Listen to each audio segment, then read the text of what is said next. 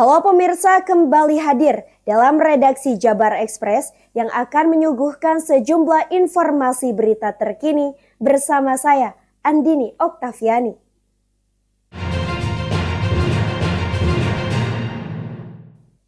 Pemirsa, 6 penjabat kepala daerah di Jawa Barat telah ditetapkan pemerintah Provinsi Jawa Barat. Penetapan ini dengan berakhirnya masa jabatan pada kepala daerah definitif. 6 penjabat akan dilantik 20 September ini.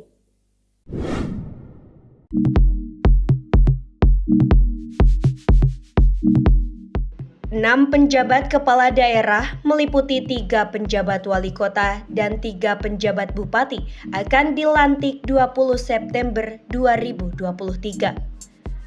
Penjabat Gubernur Jawa Barat, B. Mahmudin mengatakan, ke-6 penjabat kepala daerah ini, Wali Kota Bekasi, Gani Muhammad, penjabat Wali Kota Sukabumi, Kusmana Hartaji, penjabat Wali Kota Bandung, Bambang Tirto Yuliono, penjabat Bupati Bandung Barat, Arsan Latif, penjabat Bupati Sumedang, Herman Suryatman, dan penjabat Bupati Purwakarta, Beni Irwan. Ke-6 penjabat itu akan menggantikan kepala daerah definitif yang akan habis masa tugasnya pada September ini. Nama-nama yang diusulkan sudah sesuai dalam ketentuan yang berlaku. Pejabat Gubernur Jawa Barat sudah menerima surat dari Kemendagri terkait 6 pejabat kepala daerah, 3 wali kota, 3 bupati yang akan dilantik pada tanggal 20 September. Pejabat wali kota Bekasi yaitu Pak Gani Muhammad, pejabat wali kota Sukabumi yaitu Pak Kusmana Hartaji, pejabat wali kota Bandung Pak Bambang Tirto Yuliono, pejabat Bupati Bandung Barat Pak Arsan Latif, pejabat Bupati Sumedang Pak Herman Suryatman, dan pejabat Bupati Purwakarta Pak Beni Irwan. B mengaku sudah menerima surat dari Kementerian Dalam Negeri Republik Indonesia atas nama serta penempatan di 6 wilayah di Jawa Barat. Dari Bandung, Jawa Barat, Agus Kusmayadi melaporkan.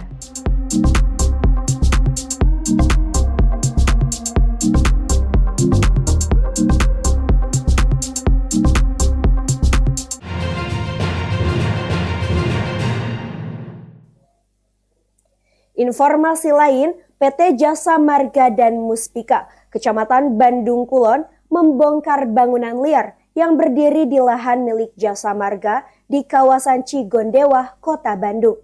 Setelah dibongkar, kawasan ini akan digunakan untuk kawasan hijau, sehingga terlihat asri dan tidak kumuh.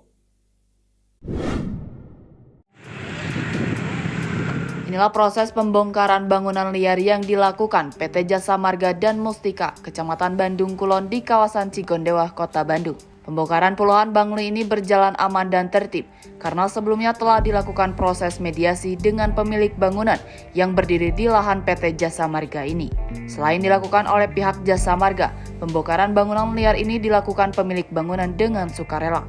Rencananya bekas bangunan liar ini akan diserahkan PT Jasa Marga kepada warga setempat untuk dijadikan kawasan hijau agar terlihat asri dan tidak terlihat kumuh. Jadwal dari Jasa Marga selaku pemegang amanat dari Kementerian PUPR untuk menjaga lahan negara. Hari ini sesuai jadwal kita akan membongkar bangunan liar sebanyak 52 bangunan. Dan hari ini sesuai dengan prosedur dengan melakukan peringatan pertama, kedua, dan ketiga. Dan kita juga berkoordinasi dengan Mustika setempat, dalam hal ini Bandung Kulon dan Kelurahan Cigondewa Kaler.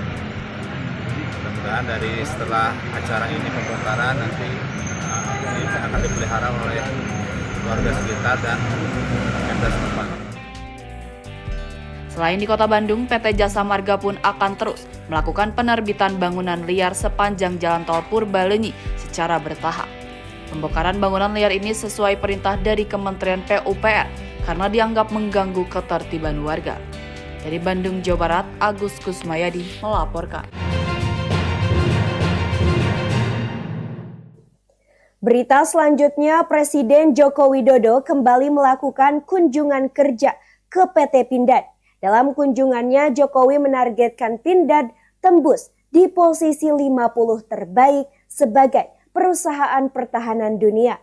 Jokowi bersama dengan Menteri Pertahanan mengapresiasi perkembangan produksi Pindad yang cukup pesat.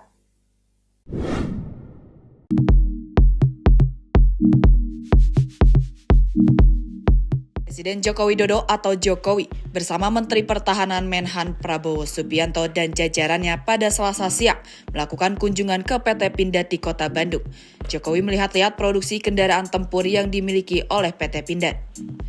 Usai melihat-lihat hasil produksi Pindad, Jokowi mengatakan targetkan Pindad tembus di posisi 50 terbaik sebagai perusahaan pertahanan dunia. Sebelumnya tahun 2022, Pindad sebagai perusahaan pertahanan berada di posisi 79 di dunia. Diperkirakan tahun ini sudah masuk ke angka 60 dan 2025 nanti diharapkan masuk top 50 sehingga progres terlihat. Jokowi pun mengapresiasi Kemenhan yang rutin memesan hasil produksi Pindad.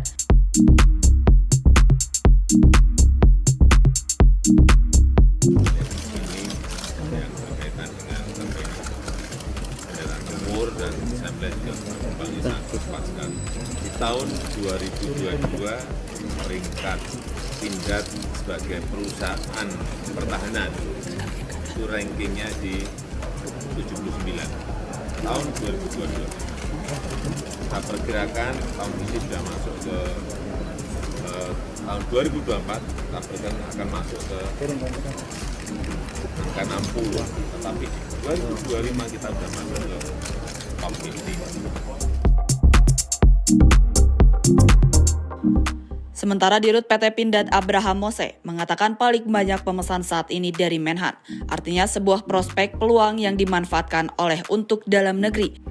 Sementara mengekspor amunisi ke Amerika Serikat, setiap bulannya Pindad mengirim 2 kontainer berisi amunisi. Senjata, pistol dan lain-lain, bagaimana yang ekspor? Yang tadi saya sampaikan bahwa saat ini kita sudah ekspor amunisi kita ekspor senjata, pistol, dan ada beberapa negara yang minta kendaraan-kendaraan itu. Seperti diketahui, Selasa pagi Jokowi melakukan kunjungan menggunakan kereta cepat dari Halim menuju Tegal Luar dan dilanjutkan mengunjungi PT Pindad bersama Menteri Pertahanan Prabowo Subianto. Dari Bandung, Jawa Barat, Agus Kusmayadi melaporkan.